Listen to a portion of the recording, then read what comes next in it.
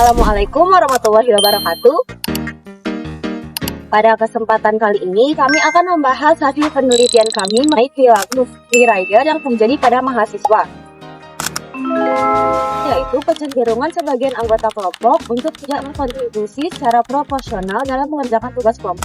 Penelitian ini disusun secara kuantitatif dan diuji menggunakan beberapa metode statistik. Penelitian ini disusun oleh kami, kelompok 4, dari program studi S1 Teknologi Informasi, Fakultas Informatika Telkom University, sebagai bagian dari final project mata kuliah Statistika dan Analitik Data. Tujuan dari penelitian kami yaitu, yang pertama, mengidentifikasi tingkat perilaku freerider yang terjadi di kalangan mahasiswa. Yang kedua, menganalisis faktor penyebab terjadinya freerider.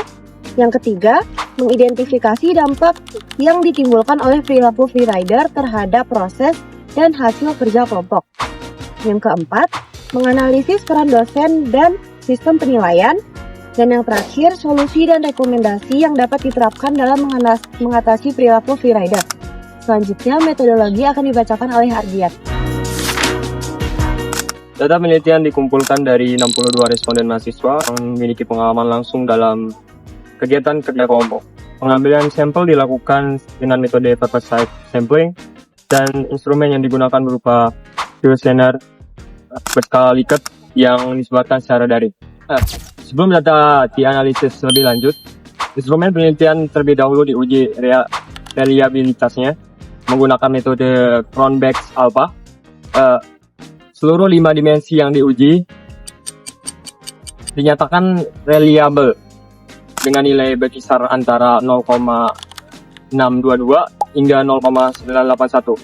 Dimensi solusi dan rekomendasi memperoleh nilai tinggi, sementara dimensi peran dosen dan sistem penilaian memperoleh nilai terendah, namun tetap berada dalam kategori reliable. Selanjutnya, hasil deskriptif dan dimensi prevalensi dan faktor penyebab akan disampaikan oleh Vicky. Dimensi pertama adalah prevalensi perilaku freerider dengan nilai rata-rata 14,92 yang termasuk dalam kategori sedang.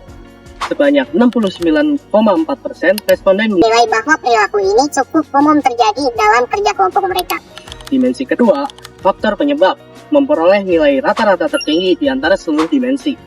Sebanyak 66,1% responden berada pada kategori tinggi yang mengindikasikan bahwa ketimpangan pembagian tugas dan rendahnya akuntabilitas individu dirasakan sebagai penyebab utama. Berikut dimensi dampak dan peran dosen akan dijelaskan oleh Nabil. Dimensi ketiga yaitu dampak freerider menunjukkan bahwa 53,2% responden merasakan dampak yang signifikan terhadap proses dan hasil kerja kelompok mereka. Lalu dimensi keempat yaitu peran dosen dan sistem penilaian menunjukkan bahwa 58,1% responden menilai sistem yang berjalan saat ini berada pada kategori sedang, yang berarti belum sepenuhnya efektif dalam mencegah perilaku freerider.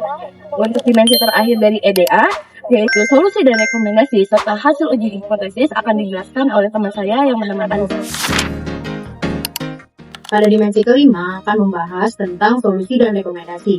Hasil menunjukkan harapan yang tinggi dari responden dengan angka 64,5% yang berada pada kategori tinggi terhadap penerapan solusi perbaikan. Selanjutnya, untuk menguji apakah temuan ini dapat generalisasi terhadap populasi mahasiswa secara lebih luas, dilakukan uji hipotesis menggunakan one sample z-test dengan tingkat signifikansi sebesar 5%. Hasil pengujian menunjukkan bahwa pada dimensi prevalensi hipotesis 0 gagal ditolak. Artinya, tingkat keseringan perilaku freerider belum dapat dikategorikan signifikan lebih tinggi dibandingkan nilai tengah skala. Sebaliknya, pada 4 dimensi lainnya, yaitu faktor, penyebab, dampak, peran dosen, dan solusi, hipotesis 0 ditolak. Hal ini menunjukkan bahwa keempat dimensi tersebut secara statistik signifikan berada di atas nilai tengah skala. Untuk kesimpulan dan saran, penelitian ini akan disampaikan oleh Nurul. Berdasarkan hasil penelitian, dapat disimpulkan bahwa perilaku freerider memang dirasakan oleh mahasiswa, meskipun secara statistik belum berada pada tingkat yang signifikan tinggi.